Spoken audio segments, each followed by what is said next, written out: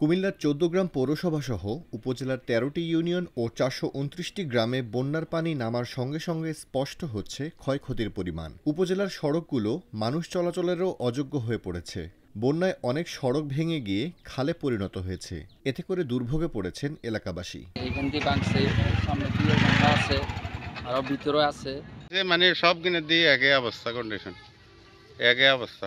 আবার ওই ব্রিজের গোয়া দিয়ে ভাঙিয়ে গেছে, বিডিআর কাম হয়েছে না, ইয়েন দিয়ে উড়ে গেছে।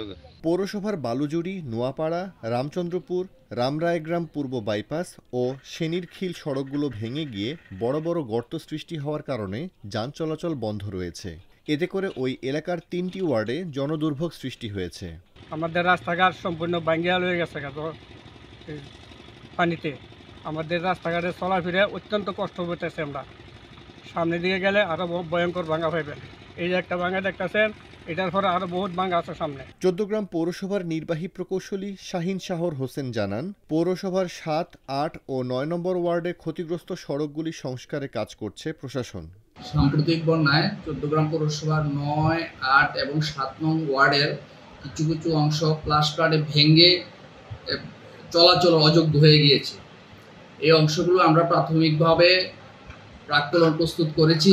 প্রাক্কলনগুলি আমাদের প্রশাসক এডিসি মহোদয়ের সহিত আলোচনাক্রমে বাস্তবায়নের প্রয়োজনীয় ব্যবস্থা করব।